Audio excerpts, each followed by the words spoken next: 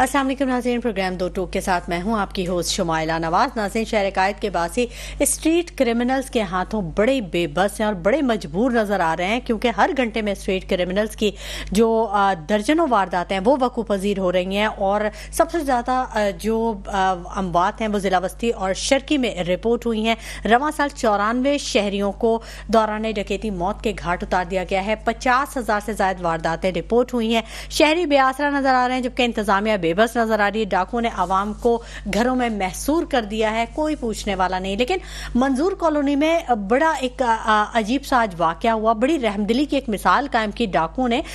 लुटेरों ने अनोखी वारदात के दौरान जो नौजवान वहां पर मौजूद थे उनसे उन्होंने मोबाइल और नकदी छीन ली, लेकिन जो बुजुर्ग और ज़ईफ लोग थे उन्हें वो घर जाने का कहते रहे बार बार। उन्होंने कहा आप घर के अंदर चले जाएं। ये बहुत बड़ी मिसाल कायम की है। डाकुओं के लिए एक उन्होंने मिसाल कायम कर दी है। स्ट्रीट क्राइम का जो जिन है ये बेकाबू हो चुका है। सद्देबाब कैसे होगा या इसका हल कैसे निकलेगा, कैसे कंट्रोल किया जाएगा, इस पर जरूर बात करेंगे। जबकि एक और अहम खबर यह है कि Pakistan steel mills Karachi water board corporation के अरबों की नादहिंदा निकली है। पाकिस्तान स्टील मिल्स 10 अरब 657 करोड़ की नादहिंदा है। और तालीम के मैदान से भी एक अहम खबर है कि डिस्ट्रिक्ट एजुकेशन अफसरान ने महकमा तालीम सिंध के अहकामात हवा में उड़ा दिए हैं और अफसरान को इंटरनल ऑडिट रिपोर्ट 2023-24 जमा करवाने की हिदायत की गई थी। 6 महीने गुजर चुके हैं लेकिन कोई अता पता नहीं है। सब अफसरान अपनी जगह पुरसुकून काम कर रहे हैं। मखसूस नशिस्तों का मामला है और इलेक्शन कमीशन का इजलास बेनतीजा खत्म हो गया। मामला च्युइंगम की तरह खिंचता चला जा रहा है या शायद घसीटा जा रहा है। इल्जामात की सियासत आखिर कब तक रहेगी? एक दूसरे पर तनकीद, इल्जाम और सिर्फ शोर शराबा। आवाम की बात कहीं नहीं की जा रही, आवाम के मसाइल को कहीं डिस्कस नहीं किया जा रहा सवाए हमारे प्रोग्राम्स में। वकला तहरीक क्या रंग लाएगी? बेहतरी की कोई उम्मीद है या नहीं है? आईनी तरमीम का जो ऊंट है वो किस करवट बैठेगा? ये तमाम आज के टॉपिक्स हैं जिन पर हम आज बात करेंगे। जो मेरे साथ गेस्ट का पैनल मौजूद है मैं उनका तारुफ करवा दूं। स्टूडियोज में मेरे साथ मौजूद हैं अजीम अनवर साहब, जमात इस्लामी से इनका ताल्लुक है। सलीम सिचवानी साहब ने भी हमें ज्वाइन कर लिया, पाकिस्तान तहरीक इंसाफ के रहनुमा है। जबकि साजिद अनवर अहमद साहब MQM से इनका ताल्लुक है, ऑन कॉल हमारे साथ मौजूद होंगे। मुस्तफ़ा अब्दुल्ला बलोच साहब पीपल्स पार्टी से इनका ताल्लुक है, ये भी ऑन कॉल हमारे साथ मौजूद होंगे। सबसे पहले मैं बात करना चाहूंगी अजीम अनवर साहब और सलीम सिचवानी साहब से। अस्सलाम वालेकुम। बहुत शुक्रिया कि आप लोग यहाँ पर तशरीफ लेके आए। अजीम अनवर साहब, आप तो खासे मुतहर्रिक नज़र आते हैं कराची के हवाले से।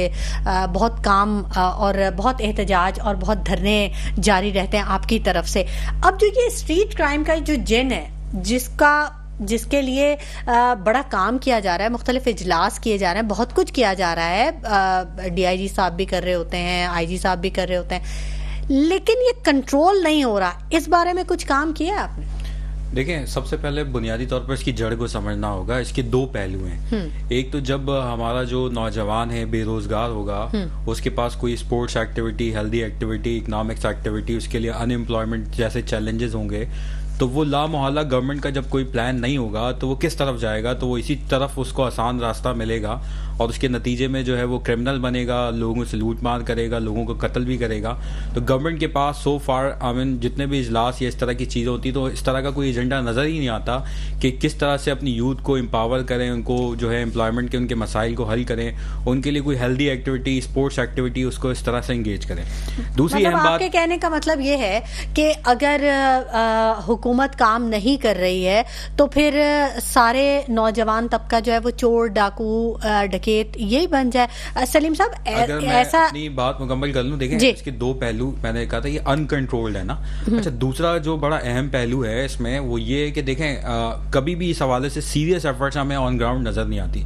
एक बड़ा अहम इशू मैं रेज करूंगा। 1989 में very first time rangers was diploid इन कराची और आज 35 साल हो गए रेंजर्स कराची में मौजूद है। तो सबसे बड़ा सवालिया निशान ये होता है कि रेंजर्स का क्या किरदार है। आप 35 सालों के अंदर रेंजर्स के पास मतलब इतनी बड़ी तादाद में हमारे पास मौजूद है, आप उसको पे भी करते हैं। देखिए, नून लीग, पीपल्स पार्टी सभी यही कहती है कि हमने क्राइम रेट को बड़ा कंट्रोल किया है। सलीम सिचवानी साहब से बात करेंगे। बात मुकम्मल कर लूं کہ جب یہ 35 سالوں سے رینجرز کراچی کے اندر موجود ہے اور اس کے بعد بھی اگر یہ کنٹرول نہیں ہوتا, یہ ادارے کو بھی سوچنا چاہیے کہ ادارے کا ایک اہم جو ہے کمپوننٹ رینجرز کی صورت میں کراچی میں موجود ہے, تو اس ادارے کی بھی اسٹیک خراب ہو رہی ہے.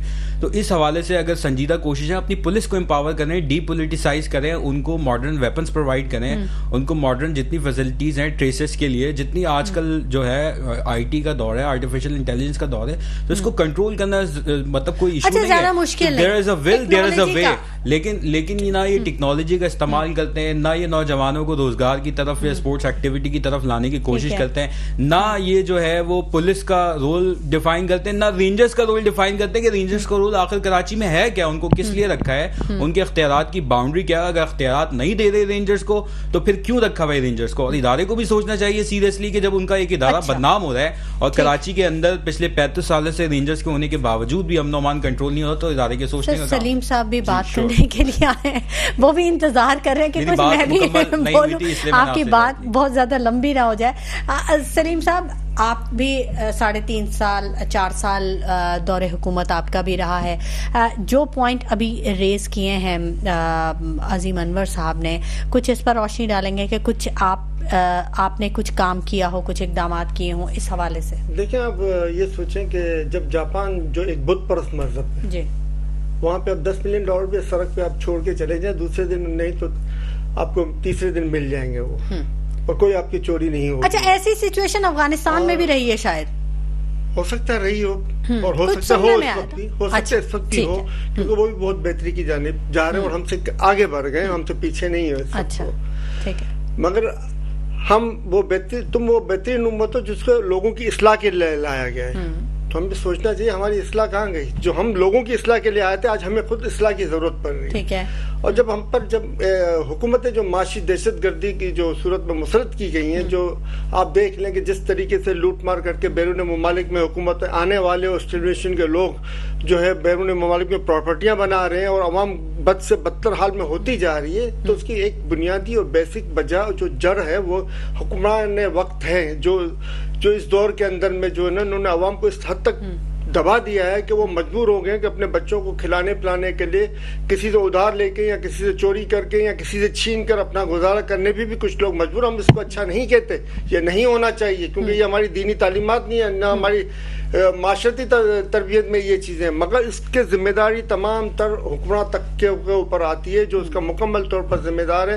آج 3.5-4 سال میں جو فارم 47 کی حکومت جنہوں نے لائے ہیں اور جنہوں نے رجیم چینج کیا تھا, وہ اس کے مکمل طور پہ ذمہ دار ہیں. اگر آپ 3.5 سالہ دور میں دیکھ لیں تو معاشی خوشحالی میں یہ تو نہیں کہتا دودھ و شہد کی نہریں بہہ گئی تھی, مگر پاکستان بہت حد تک بہتر تھا اور پاکستان کی GDP گروتھ بھی جو ہے 6.1% تک تھی اور آج مائنس میں جا رہی ہے. تو زمین آسمان کا فرق ہے آج کے دور میں اور پی ٹی آئی کے دور میں. لیکن کراچی کے شہریوں کو بڑی شکایات ہیں آپ سے سلیم صاحب, میں ہمیشہ آپ سے یہ بات کہتی ہوں, وہ جو توجہ دی نہیں گئی جتنا ریونیو جنریٹ کر رہا ہے. کراچی کی شہریوں کی شکایت بجائے اور مگر یہ بھی دور ہو جاتی, مگر آپ دیکھ لیں کہ جب دور ہونے کا ٹائم آیا تھا, جب رجیم چینج ہوا تھا, جب رشیا سے 40% ڈسکاؤنٹ کے اوپر آئل لینے کے لیے ڈیل ہو رہی تھی, اس وقت یہ رجیم چینج کیا گیا. اس کا مطلب یہ تھا $12 ارب ہمیں سالانہ ایکسٹرا بچت ہوتی صرف آئل کی مد میں.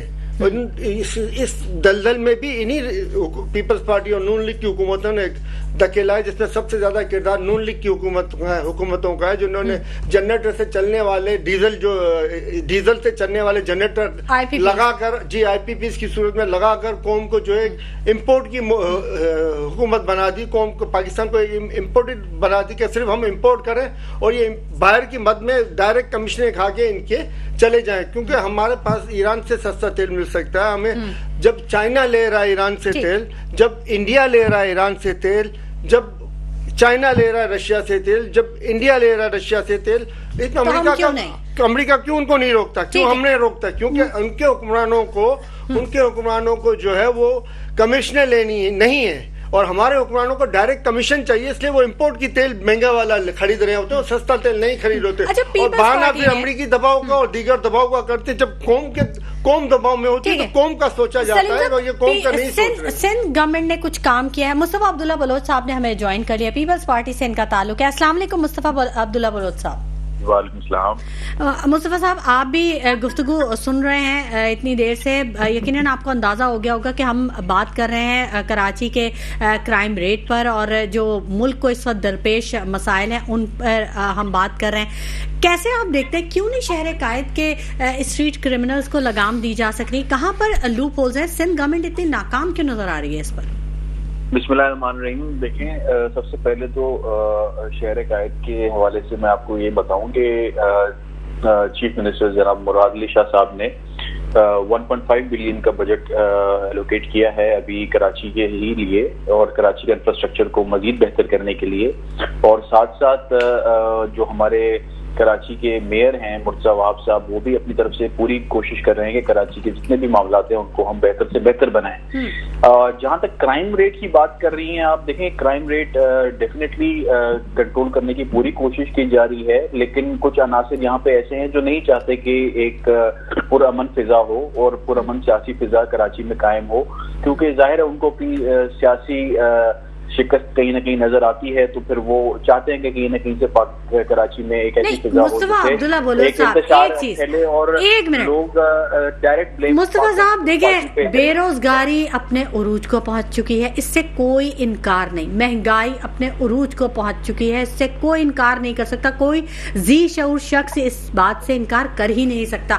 اب یہاں نقطہ یہ ہے کہ جب عوام کے لیے, کچھ نوجوانوں کے لیے کوئی ڈائریکشن نہیں ہے, کوئی روزگار نہیں ہے, تو وہ کیا کریں گے؟ یا تو وہ ملک سے باہر چلے جائیں گے, چھوڑ دیں گے سب کچھ یہاں پر, اور یا پھر وہ کرائم کی طرف جائیں گے. تو اس بارے میں سندھ گورنمنٹ کچھ کوئی قدم اٹھا رہی ہے کچھ نوجوانوں کے روزگار کے لیے؟ بالکل بالکل. سندھ گورنمنٹ نے ابھی آئی ٹی کے حوالے سے ہم نے فری پروگرام انوگریٹ کیا ہے, جو کہ آپ کے کراچی بھر میں لوگوں کو, جتنے بھی نوجوان ہیں جو کہ ارلی 20s سے لے کے سر فائر وال لگنے کے بعد تو آئی ٹی کے نوجوان جو بیچارے روزگار کما رہے تھے ان کے لیے کتنی مشکلات کھڑی ہو گئی ہیں, نیٹ اتنا سلو ہو گیا. نہیں بالکل بالکل, آئی کین انڈرسٹینڈ. وہ فائر وال والی بات آپ جو کہہ رہی ہیں اس سے بالکل افیکٹ ہوا ہے, اور جتنے بھی ہمارے آئی ٹی کے حوالے سے جو نوجوان اپنا ایک ذریعہ معاش کما رہے ہیں اور پاکستان کو ہی فائدہ ہو رہا ہے اکانومی کو, اس سے ان کو بڑا افیکٹ ہوا ہے. لیکن ان لانگ رن ہمیں آئی ٹی میں مزید بہتری کرنی ہے, جس کے لیے سندھ گورنمنٹ کام کر رہی ہے. میں صرف ایک بات یہ کہنا چاہتا ہوں کہ یہاں پہ جو تحریک انصاف کے جو نمائندے بیٹھے ہیں وہ بڑی بڑی باتیں کر رہے ہیں کہ معیشت میں جو ہے وہ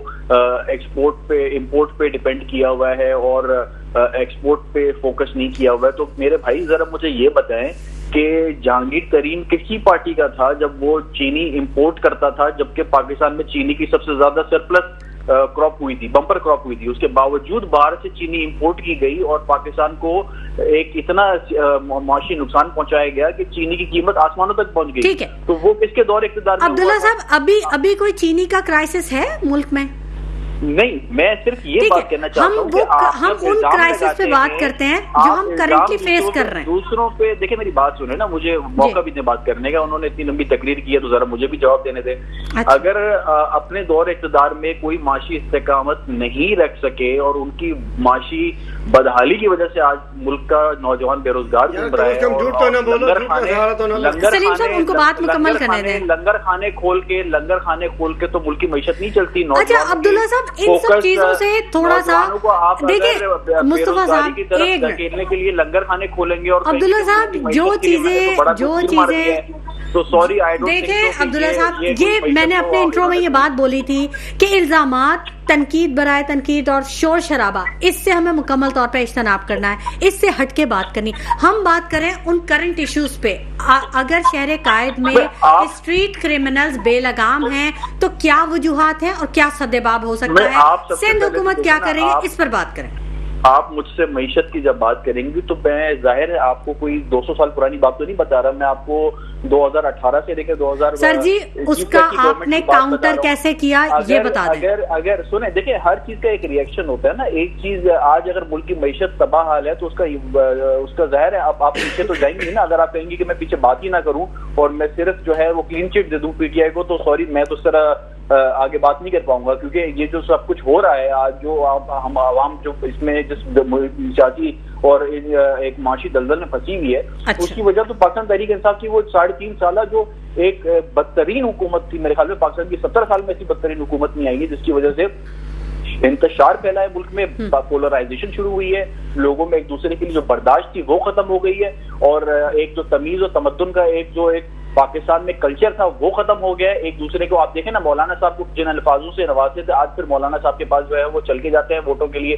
تو مطلب آپ وہ کام ہی نہ کریں نا کہ آپ کو بعد میں معافی مانگنی پڑے, آپ وہ کام ہی نہ کریں کہ پھر آپ جو ہے نا, ابھی بھی میں ان سے پوچھوں کہ کل کو ان کی حکومت آتی ہے, ان کے پاس کوئی معاشی پروگرام ہے, کوئی ان کے پاس ملک کو بہتر انداز میں آگے چلانے کا پروگرام ہے؟ تو نہیں ہے. ان کے پاس وہی گھسا پیٹا منجن ہے کہ بھئی ہمیں باہر نکالو, ہمارے پاس ووٹ بینک ہے, ہم جو ہے وہ فارم 45 کی پیداوار ہے, ہمیں جو ہے وہ حکومت میں آپ کسی طریقے سے بٹھا دو. بھائی ایسے نہیں ہوتا. آپ کو تیسری دفعہ کے پی کے میں گورنمنٹ ملی ہے, آپ مجھے بتائیں کے پی کے میں آپ نے کون سی دودھ اور شہد کی نہریں بہا دی ہیں؟ آپ نے کون سی کے پی کے اندر کون سی ایسے کارنامے انجام دیے ہیں جن کو پھر ہم فالو کرتے ہیں؟ چلے آپ مجھے کوئی ایک ایسی بات بتا دیں جو پھر شاید ہو سکے, شاید میں بھی اس کو اپریشیٹ کروں. عظیم انور صاحب سے بات کر لیتے ہیں. عظیم انور صاحب, ہم بات کر رہے ہیں شہر قائد کے مسائل کے بارے میں, ٹھیک ہے؟ آپ نے بات کیا آئی پی پیز کا معاملہ اٹھایا. سندھ گورنمنٹ یہاں پہ تھرکول ہے ہمارے پاس, اور بہت سارے وسائل ہیں ہمارے پاس, لیکن ہم اس سے فائدہ نہیں اٹھا پا رہے ہیں. کیوں, کیا وجہ؟ اچھا دیکھیں, پاکستان پیپلز پارٹی کی بات کریں تو اگر the most corrupt party in Pakistan وچ ایگزسٹ از پاکستان پیپلز پارٹی, اور اس میں جو ان کی پالیسیز اس کے حوالے سے, ابھی دیکھیں لوکل گورنمنٹ کا ایشو ہے کراچی کے اندر, انہوں نے $1.6 بلین کا قرضہ لیا ہے Pakistan water and sewerage corporation نے, جس کے جو چیئرپرسن ہیں وہ مرتضی وہاب صاحب ہیں. مجھے بتائیں کہ آج کراچی کی ہر گلی میں آپ کو سیوریج کا مسئلہ نظر آئے گا, کراچی کے لوگوں کو پانی نہیں ملتا, K4 کا منصوبہ آج تک مکمل نہیں ہوا, لوگ کراچی کے پانی کو ترس رہے ہیں. دوسری اہم بات یہ کہ اس کے 1.5 بلین کا انہوں نے بتایا کہ اس سے سڑکوں کی جو سمندر کے کنارے رہنے والے پیاسے ہیں, ہاں پیچ ورک کا کام ہونا ہے. مجھے بتائیں جو پچھلا پیچ ورک ہوا ہے, ان کی سڑک کی جو مدت ہے وہ 1 دن یا 2 دن ہوتی ہے, تو یہ 1.5 ارب روپے جو ہے سے یہ بھی پوچھ لیں ان سے, اس کا جواب لے لیں کہ اس کی مدت کتنی ہوگی. تیسرا, انہوں نے حاتم طائی کی قبر پر لات ماری اور تمام یو سی چیئرمین کو کہا کہ 12 لاکھ روپے کا ہم فنڈ دے رہے ہیں. تو 12 لاکھ روپے کے فنڈ میں بھائی یہ بھی تو بتاؤ, آدھے پیسے تو تنخواہوں کے, جو نارمل لوگ جو پولیٹیکل جو بھرتیاں کی ہوئی ہیں آپ نے, تو آدھے پیسے تو آپ کی تنخواہوں میں نکل جانے ہیں. اس کے بعد جو ہے, اس کے بعد ٹیکس ہے, کمیشن ہے, اس کے بعد کتنا پیسہ بچتا ہے؟ 3-4 لاکھ روپے میں مجھے بتائیں کہ ایک گھر کی دیوار نہیں بنتی, اور یہ 4 لاکھ روپے میں ایک یو سی چیئرمین کس طرح یو سی چلائے گا؟ تو اس کے بعد جو ہے آپ اس طرح کے قرضے لے کے, اچھا آخری بات یہ ہے کہ یہ پاور ڈیوالو بھی نہیں کرتے. اس وقت واٹر اینڈ سیوریج کارپوریشن کے ٹوٹلی اگر آپ کو ایک کمپلین بھی کرنی ہے تو آپ مرتضی وہاب کر دیں. نہ کسی ٹاؤن چیئرمین کو انہوں نے واٹر اینڈ سیوریج کا اختیار دیا, نہ کسی یو سی چیئرمین کو. تو مجھے بتائیں واٹر اینڈ سیوریج میں اگر کوئی town chairman U C chairman اپنا حصہ ڈالنا چاہے تو کس طرح ڈالے؟ عظیم صاحب, یہ سوال میں نے کل منم صاحب سے بھی کیا تھا, اور میں نے یہ پوچھا تھا کہ اگر 5 لاکھ آپ کو ملتے ہیں فنڈز, آپ 4,80,000 یا 4.5 لاکھ آپ نے سیلریز میں دے دیے, تو ان ملازمین سے ایک مہینے میں کچھ تو کام لیا ہوگا نا, وہ کام تو کہیں کسی ٹاؤن میں نظر آئے. آفیشیل امپلائی ہے, اس کے اندر 2 جونیئر کلرک ہوتے ہیں, 2 کمپیوٹر ہو یا نہ ہو, 2 کمپیوٹر آپریٹر ہوتے ہیں, 1 مالی ہوتا ہے, 1 پیون ہوتا ہے. تو مجھے بتایا ان سے ہم کیا کام لیں؟ وہ تو دفتری عملہ ہے جس کی ضرورت ہی نہیں ہے, وہ سیاسی بھرتی ہے. وہ سارے جو ہے یا تو پیپلز پارٹی کے ایم کے کارکن ہوتے ہیں, جن کی ضرورت نہیں ہے جو کام کے لوگ ہوتے ہیں. ایک تو ہمارے پاس یہ نہیں ہے نا کہ ہم ان کو نکالیں یا ان کی تنخواہ روکیں. ہمیں تو سندھ گورنمنٹ نے ان کو ہم پر جو ہے مسلط کیا ہے, تو ان کو یا تو اس طرح کا پول بنایا, اس پول بنا کے ان کو وہاں پہ جو ہے سندھ گورنمنٹ کو چاہیے. لیکن یہ تو ان کا ایک طریقہ واردات ہے کہ اپنے لوگوں کو اس طرح سے سیاسی بھرتیاں کر کے, آج پاکستان اسٹیل مل کا حال دیکھ لیں, PIA کا حال دیکھ لیں, پولیٹیسائز کر کے اس ادارے کو تباہ کر دیا. تو ایسی صورتحال میں مجھے بتائیں کہ کیا یو سی چیئرمین کام کرے گا؟ اختیار ڈیوالو کرنے کے لیے تیار نہیں. ابھی جھوٹ بولا انہوں نے کہ 1 کروڑ روپے ہر یو سی چیئرمین کو فنڈ دیا, 1 روپیہ نہیں دیا. ہاں اگر پاکستان پیپلز پارٹی کے چیئرمینس کو دیا ہو تو دیا ہو, لیکن دیگر جتنی جماعتیں ہیں, چاہے PTI کی ہوں, چاہے جو ہے جماعت اسلامی کی, JUI کی, نون لیگ کی, کسی کو 1 روپیہ اضافی ڈیولپمنٹ کی مد میں نہیں ملا. جبکہ نعمت اللہ خان صاحب کے دور میں, میں بتاؤں آپ کو, نعمت اللہ خان صاحب کے دور میں, اس دور میں 2002 کی بات کر رہا ہوں, نعمت صاحب کے دور میں ہر سال جو ہے ڈیولپمنٹ کی مد میں 1 کروڑ روپے فی یو سی کو دیا جاتا تھا, اور بلا تخصیص دیا جاتا تھا, چاہے وہ اس کا یو سی چیئرمین کسی پارٹی سے کیوں نہ تعلق رکھتا. ہم نے جو کے ایم سی کے اندر کمیٹیاں بنائی تھی, اس کے چیئرپرسن پاکستان پیپلز پارٹی کی بھی تھے. ایسی کمیٹیاں تھیں. یہ کمیٹیاں بنانے کے لیے تیار نہیں ہے کے ایم سی کے, کہ ان کو بنائیں گے تو ظاہر سی بات ہے دیگر پارٹیوں کے لوگوں کو بھی اس کمیٹی کا حصہ بنانا پڑے گا, پھر وہ ان کو آڈٹ کا مطالبہ کرے گی. تو یہ تو جو کرپشن کا بازار گرم ہے, یہ آئے ہیں ورلڈ بینک سے قرضہ لیتے جا رہے ہیں, اور بس یہ لوٹ کسوٹ کر کے ان کو نکلنا ہے. بھرے گا کون؟ سلیم صاحب آپ بتائیے کیا کہنا چاہتے ہیں. پیپلز پارٹی عوامی جماعت تھی, اس وقت عوامی جماعت نہیں ہے وہ. اور آپ دیکھ لیں سندھ کی کیا حالت کی ہوئی ہے. کراچی تو ان کے لیے کوئی اہمیت ہی نہیں رکھتا. کراچی کو تو صرف وہ ایک لوٹنے کا ذریعہ بنا ہوا کراچی. آپ انٹیریئر سندھ میں دیکھ لیں, جہاں سے یہ منتخب ہو رہے ہیں, جہاں سے یہ ووٹ لے رہے ہیں, اس وقت تو کراچی میں بھی ان کی حکومت ہے, اور وہاں پہ بھی جو ہے وہ کراچی کے شہر کے انفراسٹرکچر کی کیا حالت ہے وہ ہر گلی میں, ہر محلے میں دیکھ لیں. یہ 1 کروڑ روپے ایک یو سی کو دینے کی بات کریں, صرف ایک یو سی کے کچرا اٹھانے کا بجٹ سندھ گورنمنٹ کا 8 کروڑ روپے کا بنتا ہے. وہ کچرا کہاں سے نہیں اٹھتا, کیوں نہیں اٹھتا؟ وہ 8 کروڑ روپے کہاں جاتے ہیں ان کے, جو کچرا اٹھانے کے صرف جو سندھ گورنمنٹ لے رہی ہے. ایک یو سی کے اوپر سے 20 ارب روپے کا انہوں نے بجٹ رکھا ہوا ہے کچرا اٹھانے کا شہر کراچی کا, جو میرے خیال سے 8 کروڑ سے بھی زیادہ جائے گا اگر یو سی, اگر ان کو صحیح کوانٹٹی پتا ہو تو. مگر آپ دیکھ 10,000 سے زیادہ اسکول بند ہیں سندھ کے اندر میں, کوئی پرسان حال نہیں.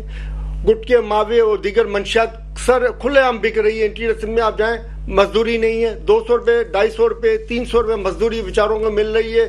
جھونپڑوں کے اندر میں لوگ رہ رہے ہیں, کپڑے کے گھروں میں لوگ رہ رہے ہیں. ان کو کوئی پرواہ نہیں ہے, کیونکہ ان کو عوام سے مطلب ہی نہیں ہے, عوام کی ان کو قدر ہی نہیں ہے. اور معیشت جو سندھ کی معیشت کے لیے محترمہ کے دور میں پروجیکٹ کیٹی بندر اور دیگر رانی پور کے مقام پہ جو گیس فیلڈ کے اوپر کام شروع ہوئے تو وہ سارے بند کر دیے گئے. وہ آج تک اس کے اوپر دوبارہ کام شروع نہیں ہوئے. کیوں؟ تھرکل کے اندر آپ دیکھ لیں, جہاں سے ہم گیس بھی مل سکتی ہے ہمیں, بجلی بھی مل سکتی ہے ہمیں, اور پیٹرول بھی مل سکتا ہے ہمیں. مگر آپ دیکھ لیں کہ وہاں سے صرف بجلی کے جو ہے نا وہ مہنگے داموں جو بن رہی ہے بجلی, وہ بن رہی ہے. اگر کوئلے کے حساب سے بجلی دیکھی جائے تو وہ بھی مہنگے داموں بن رہی ہے, جبکہ ہم ایسے کم داموں میں ہم بجلی, گیس اور الیکٹریسٹی تینوں چیزیں ہم حاصل کر سکتے ہیں. مگر ٹیکنالوجی ہونے کے باوجود, ڈاکٹر سمر مبارک کی آفر ہونے کے باوجود انہوں نے فائدہ نہیں اٹھایا. وہ صرف سندھ سے نہیں پورے پاکستان کو خوشحال ہو سکتا ہے اس سے, مگر ان کا مقصد ہی نہیں ہے کہ پاکستان خوشحال ہو, سندھ خوشحال ہو. ان کا تو مقصد یہ ہے کہ خالی ہم لوٹیں اور کمائیں, اور عوام کو ایسا الجھا کے رکھیں کہ وہ ہماری لوٹ مار کی طرف آواز نہ اٹھا سکے. مصطفیٰ صاحب اس بات کا بتائیے. جہانگیر ترین کی بات کر رہے تھے, جب جہانگیر ترین کو اسی بیس کے اوپر پارٹی سے سائیڈ لائن کیا گیا, اس کے بعد میں زرداری صاحب, بلاول صاحب اور شہباز شریف صاحب ان کے گھروں پہ چکر لگا رہے تھے. پی ٹی آئی والے نہیں جا رہے تھے ان کے گھروں کے اوپر. اچھا, مصطفیٰ عبداللہ بلوچ صاحب سے بات کر لیتے ہیں. مصطفیٰ صاحب, تھرکول جو پروجیکٹ تھا وہ تو محترمہ بی بی شہید بے نظیر صاحبہ نے وہ شروع کیا تھا, اور بڑی اس پہ بڑا کام بھی شروع کیا تھا, تو وہ کیوں نہیں, اس پروجیکٹ کو کیوں نہیں اٹھایا گیا؟ دیکھیں سر, کل ایک بڑا میگا پروجیکٹ ہے جس میں باتیں تو میں اپنے جو دوستوں کی سن رہا ہوں, وہ تو ایسا لگ رہا ہے کہ جیسے مطلب اگر ان کو کھانا بھی ٹھنڈا ملے گا تو اس کی ذمہ داری بھی پاکستان پیپلز پارٹی کی ہے. ہر الزام لگانا آسان ہے, لیکن آپ اگر بیک گراؤنڈ میں جائیں گے, there are lot of things. جی ہم اسی بیک گراؤنڈ کی بات کریں, بالکل. جس میں کمپلیکیشن آتی ہیں. ایک تو سب سے نمبر 1 چیز یہ ہے کہ فیڈرل گورنمنٹ کی انپٹ اس میں بہت ضروری ہے, اور ہم اس چیز میں پی ایم صاحب کے ساتھ ہماری 1-to-1 سی ایم کی ڈائلاگ بھی ہوا ہے اس حوالے سے, اور وی آر اوپنلی چیلنجنگ کہ تھر کول کے ذریعے 14 روپے پر یونٹ ہم بجلی دے سکتے ہیں, لیکن سندھ گورنمنٹ اکیلی اس پورے پروسیس کو کمپلیٹ نہیں کر سکتی. We need 100% support from the federal government. Last term میں خان صاحب نے چیف منسٹر مراد علی شاہ کے ساتھ جو رویہ رکھا وہ سب کے سامنے تھا. وہ تو باقاعدہ کہتے تھے کہ میں اگر کراچی پہنچوں گا, مجھے ریسیو کرنے چیف منسٹر نہ آئے, میں اس سے نہیں ملوں گا. تو وہ بندہ جو 3 سال 3.5 سال ملک کا وزیر اعظم رہا تھا, جس کے بارے میں آج شاید آپ لوگ بھی سننا گوارا نہیں کر رہے, آپ لوگوں کو بہت برا لگ رہا ہے اگر ان کی باتیں کی جا رہی ہے. نہیں, ہم تو غیر جانبدار ہیں, ہم کیوں نہیں سنیں گے, آپ کی بات سننے کے لیے آپ کو کال کیا ہے. اس شخص نے اپنی ذاتی انا میں 3-3.5 سال سندھ سے کوئی ذاتی رنجش تھی یا کراچی سے کوئی ذاتی رنجش تھی. جو شخص ایک رات کراچی میں نہیں رکا, اور 14-15 سیٹیں اس کو جو ہے اپنا پلیٹ میں رکھ کے دی گئی, لیکن اس چیز کے بارے میں آپ ذکر کریں نہ کریں, آئی ڈونٹ مائنڈ. لیکن جب آپ بات کرتے ہیں کراچی کی تو کراچی میں یہ میرے خیال میں جو آپ کے پاس جو پینل میں جماعت اسلامی کے ممبر بیٹھے ہوئے ہیں جو کہہ رہے تھے کہ کراچی میں یہ معاملات ہیں، تو بھائی کراچی میں 3 ٹرم میئرشپ تو آپ کے پاس رہی ہے. آپ مجھے بتا دیں کہ آپ نے کون سے یہاں پہ کراچی میں اداروں کو بہتر کیا. KDA تباہ تھا، واٹر بورڈ تباہ تھا. کراچی میں ہائی رائز بلڈنگ اور کمرشلائز کرنا آپ کے دور اقتدار میں ہوا، جس سے آج پورے کراچی میں سیوریج کا نظام درم برہم ہو چکا ہے. جہاں رہنے کی آبادی ریزیڈینشل حوالے سے ہے، پورا نازوآباد آپ دیکھ لیں، اس کو جو ہے وہ کمرشلائز کر دیا. وہاں ہائی رائز بلڈنگ کس کے دور میں الاٹمنٹ ہوئی ہے، کس کے دور میں پرمیشن ملی ہے، سندھ بلڈنگ کنٹرول اتھارٹی میں کس کی انٹرفیئرنس چلتی تھی، کیوں ہوا تھا. تو وہ ساری چیزیں اب ہم نہیں جانا چاہتے وہاں پہ. مصطفیٰ صاحب تھرکول میں کام ہو رہا ہے، میٹنگز ہوئی ہیں PM کے ساتھ آپ کی؟ بالکل ہم چاہتے ہیں، ہم نے ان کو بلدیاتی الیکشن میں بھی ساتھ رکھنے کی کوشش. تو تھوڑا سا لیٹ نہیں ہو گیا مصطفیٰ صاحب؟ 16 سال آپ کی گورنمنٹ کو ہو گیا. اگر پہلے یہ اسٹیپ لے لیا جاتا تو شاید آج وہ بلاول صاحب جو 300 یونٹ فری کہہ رہے تھے وہ ہم اس قابل ہوتی سندھ گورنمنٹ کے وہ ہر گھر کو 300 یونٹ فری دیتی. بالکل. اور بلاول صاحب نے پروگرام شروع بھی کر دیا ہے. فار یور کائنڈ انفارمیشن، ہمارے انرجی منسٹر صاحب نے، ناصر حسین شاہ صاحب نے باقاعدہ اس پروگرام کو انیشیٹ کر دیا ہے فری سولر پینل کے ساتھ. باقی پورا ہم نے اس کو کراچی اور لاکانہ سے ہم نے پہلے سٹارٹ کیا ہے، اور اس کے بعد ہم باقی سندھ کے شہروں میں یہ شروع کریں گے، جس سے ہم فری سولر یونٹس دیں گے ان لوگوں کو جہاں پہ ضرورت ہے. اور آفٹر دیٹ اس کو سولر پارک ہم نے بنانے کا ایک پروگرام شروع کیا ہے، جس کے ذریعے اتنی بجلی پیدا ہوگی کہ آپ ہم کے الیکٹرک کو یہ پرسیو کر سکتے ہیں کہ آپ جو 200-300 یونٹ جن کے آ رہے ہیں ان کے بجلی آپ مفت کریں. ٹھیک ہے، یہ تو بہت اچھی بات ہے مصطفیٰ عبداللہ صاحب. دیکھیں یہ تو عوام کی سوچ ہے نا، آپ ایک عوامی پارٹی کو ریپرزینٹ کر رہے ہیں، تو یہ تو بہت اچھی بات ہے. ٹھیک ہے، لیکن مجھے یہ بتائیے کہ یہ ٹائم فریم کیا دے رہے ہیں آپ؟ کتنے سالوں کا ٹائم فریم دے رہے ہیں اس پروجیکٹ کو؟ دیکھیں ٹائم فریم تو اگر ہمارا بس چلے تو ہم اس کو سال میں یا 6 مہینے میں کمپلیٹ کر دیں، لیکن بشرطے ملک میں اگر عدم استحکام جو سیاسی آیا ہوا ہے اور جو بظاہر ہر اگلے مہینے جو ہے نا اس کا ٹیمپریچر بڑھا دیا جاتا ہے، کیونکہ کچھ لوگوں کو شاید اپنی سیاسی جو پوزیشن ہے وہ ویک ہوتے ہوئے نظر آ رہی ہے، یا ان کو اپنا آگے اندھیرا نظر آ رہا ہے، تو وہ کسی نہ کسی طریقے سے پاکستان میں جیسے آپ دیکھ رہی ہیں کہ ایک ماحول بنایا ہوا ہے کہ کسی طریقے سے عدم استحکام ہو، کنٹینیوس رہے، تاکہ ادارے آپس میں ایک دوسرے کے ساتھ جو ہے وہ آمنے سامنے ہو، جو ہم نہیں چاہتے. ہم یہ چاہتے ہیں کہ جب تک سٹیبلٹی نہیں ہوگی سمیلہ، کوئی بھی کام، کوئی بھی پاکستان میں کسی بھی سیکٹر کی آپ بات کر لیں، وہاں ڈیولپمنٹ نہیں کر سکیں گے ہم. ہمیں پولیٹیکل سٹیبلٹی لانی ہی پڑے گی، اور ہمیں اپنے ایک دوسرے کے ذاتی اختلافات کو سائڈ پہ کر کے ہمیں ایک پیج پہ آنا ہوگا. یہ میں کراچی کے لیے بھی بول رہا ہوں اور یہ میں پاکستان بھر کے لیے بول رہا ہوں، کیونکہ ہمیں، میں تو کہتا ہوں اس میں ہم اپنے جتنے بھی سیاسی حریف ہیں ہمارے، ہم سب ہم بھی اپنی رنجشیں بھول جاتے ہیں. آپ بھی بھول جائیں، آ جائیں، بیٹھیں، آپ ہمیں بتائیں ہماری کہاں کوتاہی ہیں، ہم آپ کے ساتھ مل کے چلنے کو تیار ہیں. ٹھیک ہے، بالکل درست فرمایا آپ نے مصطفیٰ عبداللہ بلوچ صاحب کہ ذاتی مفادات سے نکل کر ہمیں قومی مفاد کے لیے سوچنا پڑے گا، تبھی سیاسی استحکام آ سکتا ہے جو کہ معاشی استحکام کی طرف لے کر جائے گا. گفتگو کا سلسلہ جاری رہے گا، وقت کے ایک چھوٹے سے بریک کا ہمارے ساتھ رہیے گا. ویلکم بیک ناظرین. گفتگو کے سلسلے کو ہم آگے بڑھائیں گے اور ہمیں جوائن کریں گے ساجد احمد صاحب، MKM سے ان کا تعلق ہے، ان سے بھی بات کریں گے. لیکن پہلے میں بات کرنا چاہوں گی عظیم انور صاحب سے. عظیم انور صاحب، یہ جو نجکاری کے معاملات ہیں، اداروں کی نجکاری کے معاملات، یہ بڑا ہاٹ ایشو ہے. بہت لوگ بے روزگار ہو رہے ہیں، بڑے لوگوں کو ایشوز ہیں اس بارے میں. تو جب ہم بات کرتے ہیں کہ ہم ذاتی مفادات کو سائڈ پہ رکھ کے قومی مفادات کی طرف جاتے ہیں، تو اس پہ نجکاری کے عمل کو کیسے دیکھتے ہیں؟ دیکھیں، سب سے بنیادی چیز یہ جتنے بھی معاملات ہو رہے ہیں یہ بدنیتی پر مبنی ہیں. اس میں ایک ہم میجورٹی دیکھتے ہیں، ایک بڑا کک بیک سامنے آتا ہے. آج کے الیکٹرک جو ہے نجکاری کی بدترین مثال ہے کہ جس ادارے کو اپنی جنریشن ڈیولپ کرنی تھی، وہ آج تک اپنی وہ سیلف سٹینڈ نہیں کر سکتا، اس کو بھی جنریشن کسی اور سے لینی پڑتی ہے. اس کے بعد جو ٹیرف ہے، اس کے بعد جتنا بڑا اسکیم ہے کہ کھمبوں کی قیمت میں ایک ادارہ بکا اور اس کی کھمبوں کی قیمت بھی وہ نہیں تھی، اور آج اس ادارے کا پروفٹ کتنا ہے. دوسرا، آپ نے تمام ادارے خود تباہ کیے، PIA میں پولیٹیسائز کیا اس کو، آپ نے اسٹیل مل کو پولیٹیسائز کیا، آپ نے پورا ایجوکیشن سسٹم پولیٹیسائز کیا. آپ پہلے خود اداروں کو تباہ کرتے ہیں، اس کے بعد پرائیویٹائز کریں گے. یہی ایک ایکسپیرینس پاکستان پیپلز پارٹی نے نیشنلائزیشن کا کیا تھا. اس وقت بھی انہوں نے یہ زیادتی کی تھی کہ جو پرائیویٹائز ادارے تھے جو اچھا بزنس کر رہے تھے ان کو اس وقت نیشنلائز کیا. اس کے بعد ان کو بعد میں سمجھ میں آئی کہ نہیں اب اچھا پرائیویٹائز کرو. وہ بیکو سائیکل اور وہ آپ دیکھیں شپ اونر پاکستان شپ اونر کالج ایک بہترین کالج ہوا کرتا تھا ڈسٹرکٹ سینٹرل میں, اس تک کو انہوں نے پرائیویٹائز کیا. اس کے علاوہ انڈسٹریز بینکس کو آپ نے پرائیویٹائز کر دیا. تو جب تک دیکھیں یہ بدنیت حکومت ہے, اس کے پاس مینڈیٹ نہیں ہے, یہ فارم 47 والی حکومت ہے, جوڑ توڑ کر کے آئی ہے. ایسے لوگ جب تک ہم پر مسلط ہوں گے کبھی بھی بہتر قومی فیصلے نہیں ہو سکتے. آپ کہتے ہیں کہ ہم مانیٹرنگ کریں گے, آپ یہ کہہ رہے ہیں کہ جو پرائیویٹ ادارے تھے ان کو نیشنلائز کر دیا تو نقصان ہوا, تو اب تو جو نیشنل ادارے ہیں ان کو پرائیویٹ کر رہے ہیں, تو اس کا مطلب پھر تو فائدہ ہوگا نا. کوئی بھی ایک ادارہ جب وہ پروفٹ ریورس ہو گیا نا یہ تو. نہیں وہ ریورس نہیں ہوا, دیر از سم تھنگ ایلس. میں I was just telling you کہ بیڈ ایکسپیرینس دے ہیڈ.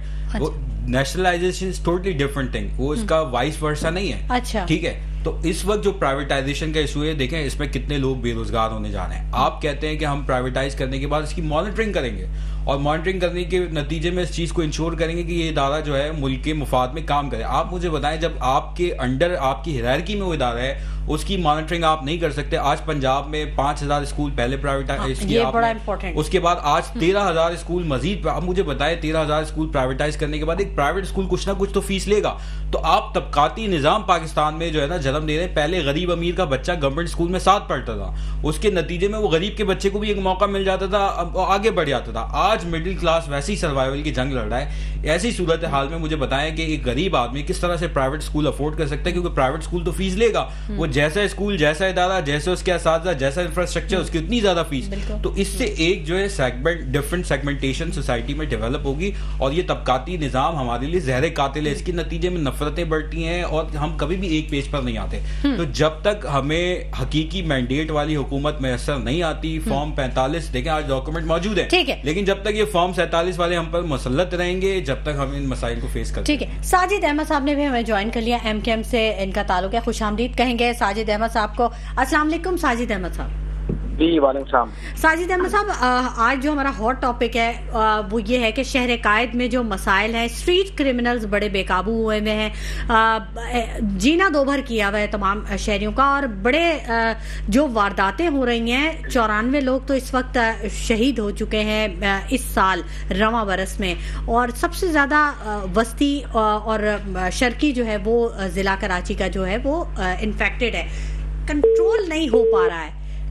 کیا وجوہات ہے اس کی؟ ناظرین ہمارا رابطہ منقطع ہو گیا, ہم کوشش کریں گے کہ ان سے رابطہ کر سکیں اور ان سے بات کر سکیں. سلیم سچوانی صاحب سے بھی بات کر لیتے ہیں. سلیم سچوانی صاحب, ساجد صاحب سے بات کرنے سے پہلے ہم اداروں کی نجکاری پہ بات کر رہے تھے. سارے ایئرپورٹس آؤٹ سورس کر دیے گئے ہیں, اسکولز پرائیویٹ کیے جا رہے ہیں, تو یہ تو ملک مزید پرابلم کی طرف جا رہا ہے. میں نے آپ سے کئی دفعہ پہلے بھی کہا ہے کہ یہ صرف اور صرف ملک کو تباہ کرنے کے لیے آئے ہیں. ان کو ملک کو برباد کرنا, ملک کو لوٹنا, ملک کو کھسوٹنا یہ ان کی اولین ترجیح ہے. ان کو لانے والوں کی بھی یہی اولین ترجیح ہے کہ ملک کو لوٹا جائے اور عوام کو الجھا کے رکھا جائے تاکہ ہماری معدنیات جو ہے وہ یہاں سے غائب ہوتی رہے, عوام اکاؤنٹیبلٹی کوئی ان سے نہ مانگے. اور ٹریلینس آف ڈالر کی جو معدنیات ہیں ہماری یہاں سے وہاں اسمگل ہو چکی ہے بیرون ممالک, اور اس کے علاوہ ٹریلینس آف ڈالر کا ہمارے ذہانت کے خزانے جو عوام کے پڑھے لکھے لوگوں کی صورت میں تھے وہ بھی ہمارے ملک چھوڑ کے جو ہے ملک چھوڑ کے چلے جا گیا ہے, اور ہم اس کو روکنے کے لیے ابھی تک کوئی اقدامات ہوتے ہوئے نظر نہیں آتے. پاکستان 75 سالہ تاریخ کے اندر میں پہلی دفعہ تھا کہ ایماندارانہ الیکشن کی بنیاد خان صاحب نے رکھی تھی EBN مشین لا کے, کہ ہم EBN مشین کے تحت کرائیں گے تاکہ 6 بجے اگر ختم ہو رہا تو 6:05 کے پھر سب کے پاس ریزلٹ ہو گیا, بھائی یہ آپ کا ریزلٹ ہے, آپ جیتو ہو ہارے ہو جو بھی ہے وہ فوراً آپ کو معلوم پڑ جائے اور عوام کو حق ملے.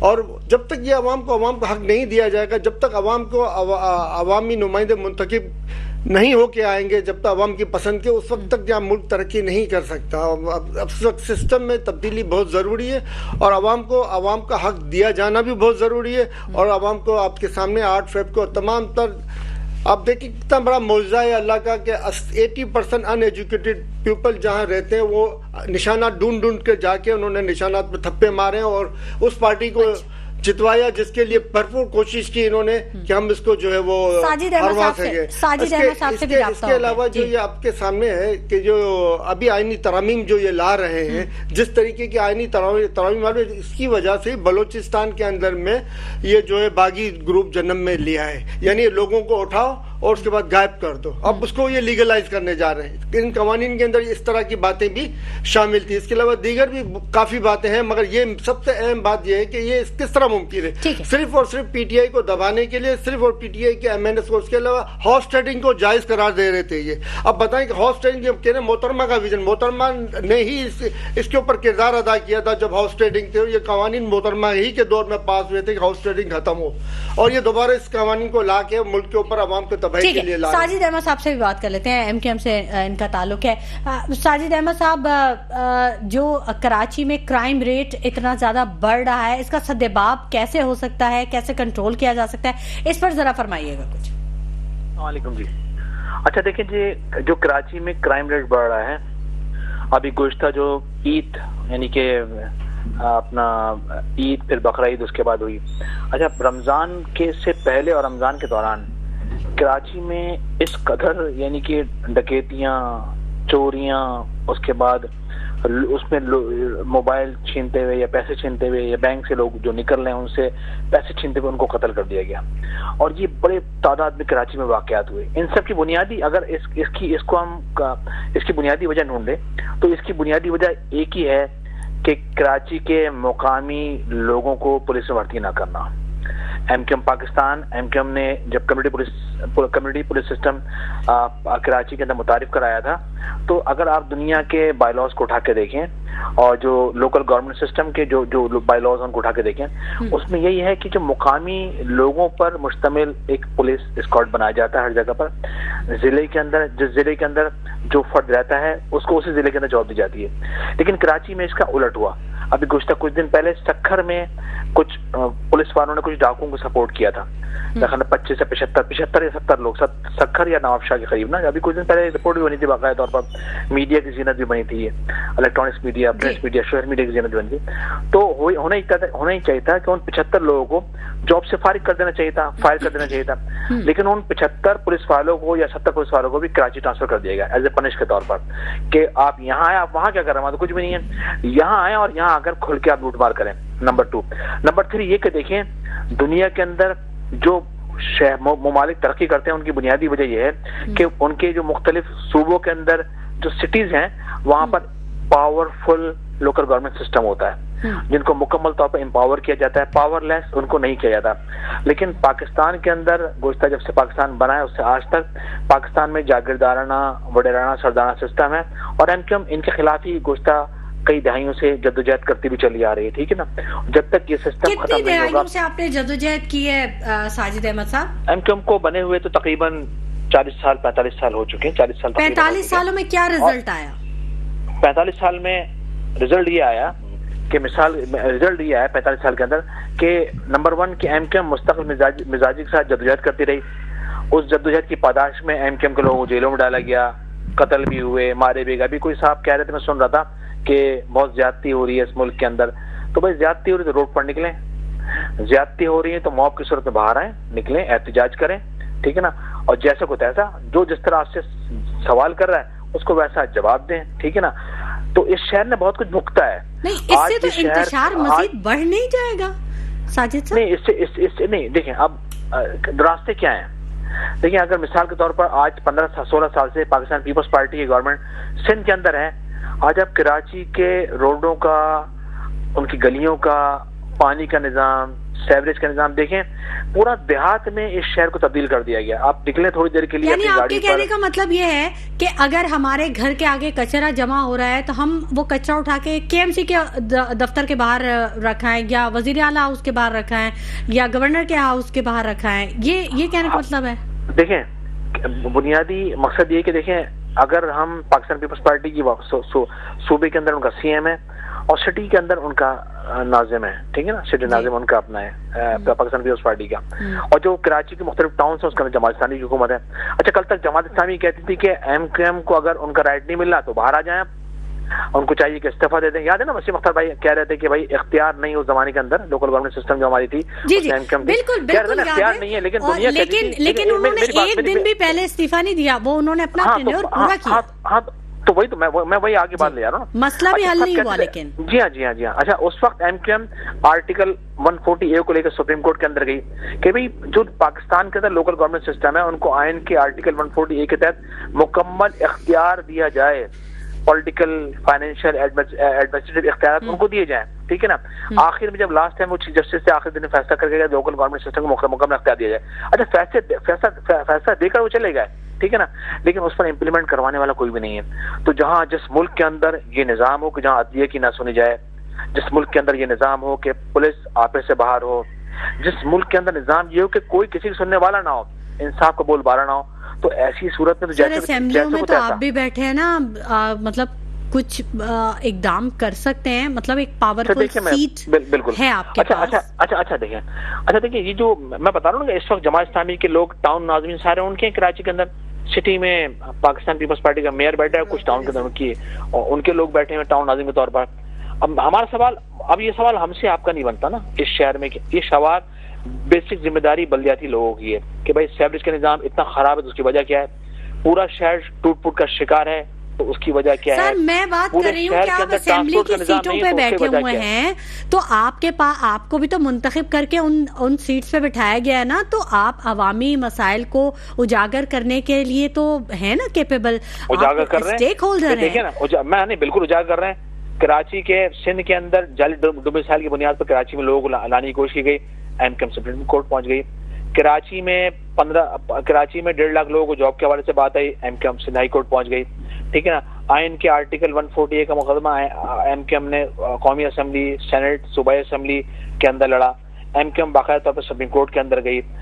کراچی کا ڈیولپمنٹ کے حوالے سے جب بھی کوئی کہیں بات کرنی ہو تو ایم کیو ایم اسٹینڈ لیتی ہے. ابھی گزشتہ 1-2 دن پہلے کی بات ہے کہ اپوزیشن لیڈر مختصر رہ گیا ہے. میں جاننا چاہوں گی ابھی جو آئینی ترامیم ہونے جا رہی تھی اس پر کیا موقف ہے آپ کا؟ دیکھیں ایم کیو ایم ابھی اس پر ہم نے ابھی کوئی موقف اختیار نہیں کیا, ٹھیک ہے نا. ایم کیو ایم بھی بارگیننگ کے موڈ میں, ٹھیک ہے. آپ کراچی میں لوکل گورنمنٹ سسٹم کو بااختیار امپاور کر دیں, ٹھیک ہے نا. بھائی ہم بھی تو کراچی کے لیے مانگیں گے, تو خاص کے لیے مانگیں گے نا. تو ہمارا اگر کچھ مانگیں گے تو اس شہر کے لوگوں کے لیے ہم مانگیں گے. اس کے علاوہ ہٹ کے کوئی بھی پارٹی کے اندر ذاتی طور پہ کوئی کچھ حاصل نہیں کر سکتا. جو بھی بات جو بھی ان سے گورنمنٹ سے مانگا جائے گا وہ اجتماعی طور پر کہ مانگا جائے گا کہ بھائی ٹھیک ہے کراچی کے انفراسٹرکچر کو درست کرنے کے لیے آپ ہیوج فنڈ کراچی میں لگائیں. کراچی 40,000 ارب روپے سالانہ آپ کو وفاق کو دے رہا ہے, 95% سندھ کو دے رہا ہے, سندھ گورنمنٹ کو دے رہا ہے, تو کراچی کو دینا بھائی کراچی کو کون دے گا؟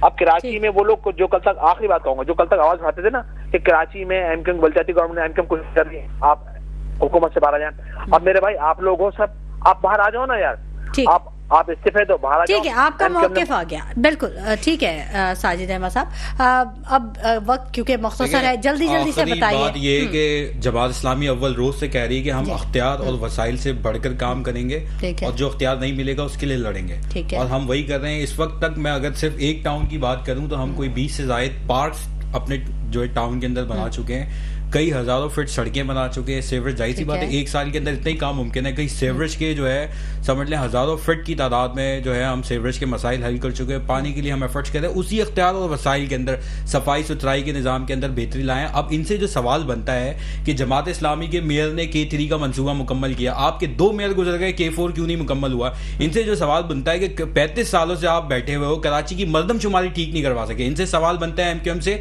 کہ 35 سال سے آپ اقتدار میں بیٹھے ہوئے ہیں, آپ نے کراچی کے حوالے سے جو کوٹا سسٹم ہے اس کے لیے کیا کیا, جبکہ پاس آپ کے مشرف دور میں مضبوط ترین حکومت رہی. آپ کراچی کے حوالے سے امپلائمنٹ کے حوالے سے کیا کیا, کیا یوتھ ڈیولپمنٹ کے حوالے سے آپ نے کیا؟ کراچی کے آپ کے M N A M P S کو کروڑوں روپے جو ہے ڈیولپمنٹ کی مد میں بجٹ ملتا ہے, وہ بجٹ کہاں خرچ ہو رہا ہے؟ تو ان سے سوال تو بنتا ہے. تو یہ اس طرح انہوں نے اپنے جو اختیار وسائل تھے اس کے مطابق بھی کام نہیں کیا.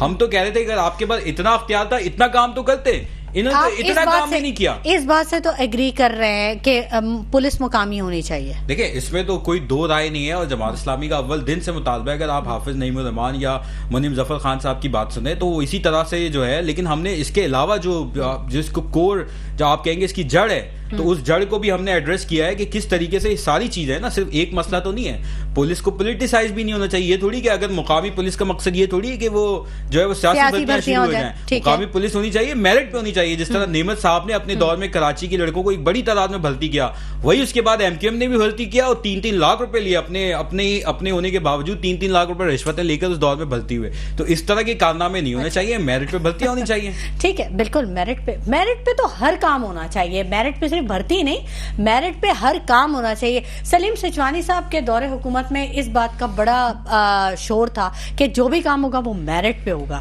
اور میرٹ پہ ہوا. ایسا ہی ہے سلیم سچوانی صاحب؟ دیکھیں یا وہاں بھی آپ کو ہرڈلز؟